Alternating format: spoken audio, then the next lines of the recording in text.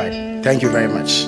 We've also been joined by Dr. Callistus Mahama, Secretary to the President, and Mrs. Joyce Bawa-Muktari, Senior Presidential Advisor and Special Aide to His Excellency the President.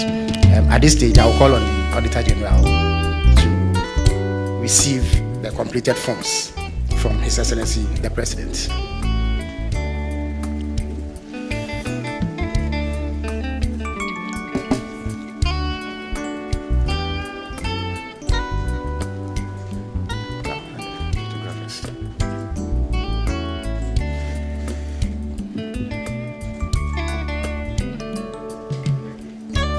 Thank you very much, Mr. President and Mr. Auditor General. I now have the singular honor of inviting His Excellency the President to make a few remarks on why this ceremony is taking place. Thank you.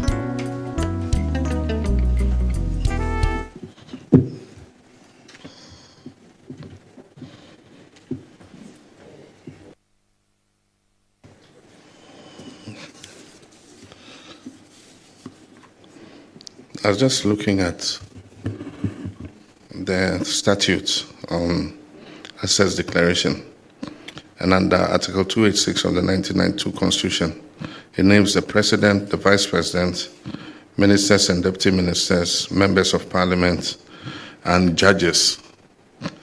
And then again under Act 550, Public Office Holders Declaration of Assets, it includes public officers, including those in the civil service, public corporations, and statutory boards. Then it also includes chief executives of all public corporations.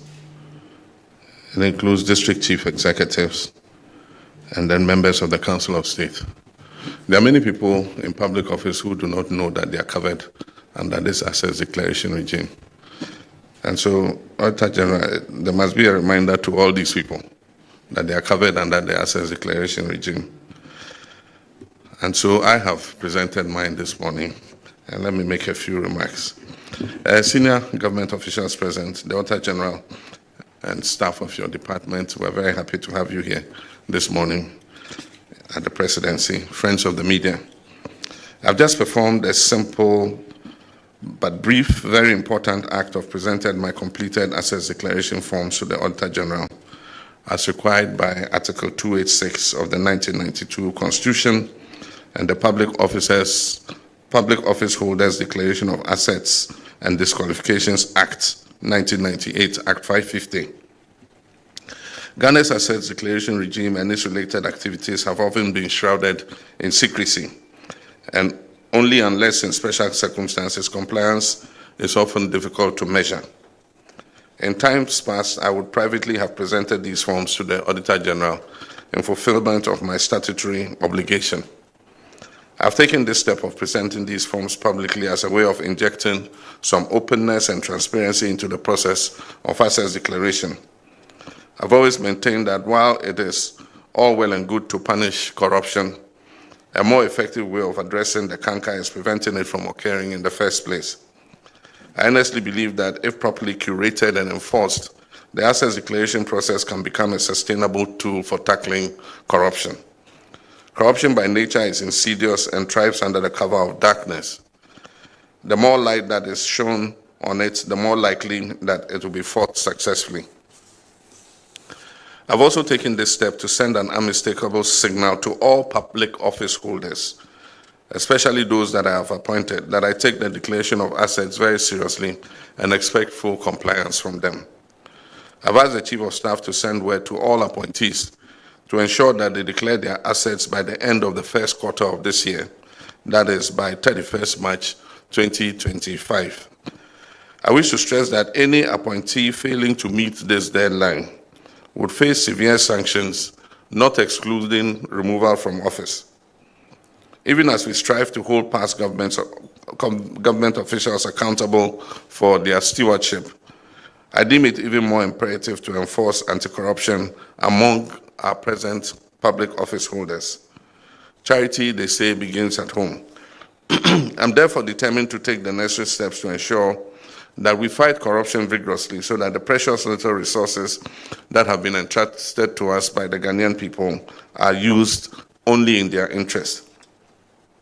There have been issues raised about the effectiveness of the current assets declaration regime.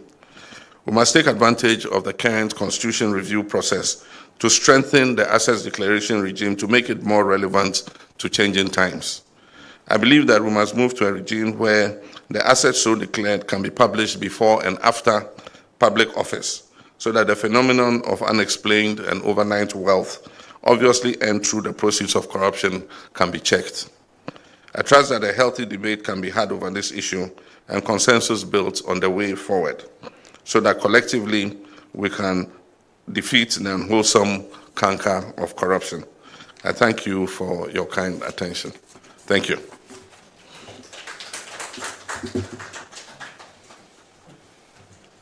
Thank you very much, Your Excellency. I don't know if the Auditor General has a remark or two to make on this occasion. Yes. Right.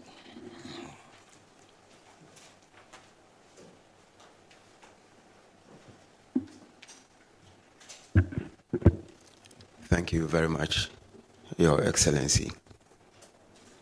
I thought that once the head of state and His Excellency has spoken, that would have ended everything. But I thank you also for the permission to give one or two remarks. And indeed, the remark goes directly in line with what His Excellency said. Because at our end there, we receive your form, just like His Excellency has done. You don't seal it. We are going to open it to see exactly what entries you have made. But when we are looking at it, what we are looking at is whether you have not left any blank spaces, whether you have not left your bank balances. Some may list all the banks that they have, but there will be no balances at it, and we will call you to come and redo it. That's the extent to which we do this. If you say you have 10 bank accounts and you bring it to us, how are we to be sure that indeed it is only 10 bank accounts that you have? If you say you have 2 buildings, what can we do to ensure that it is exactly the 2 buildings that you have? So reviewing the Constitution, as His Excellency has said, I think it's a very, very important issue that we have to take seriously. And we also support the publishing. If you submit your assets and declaration forms, we should be able to publish it freely. And the time that you are leaving office too, we will publish it to see the changes that have happened ever since you started the new office. So on behalf of myself and my staff from the Audit Service, we welcome His Excellency's wonderful idea, and whatever we can do to support, we will do. Thank you so much. Thank you very much, Auditor General. We'll draw the curtains down on this brief ceremony. Thank you all for coming. Oh yes, Mr.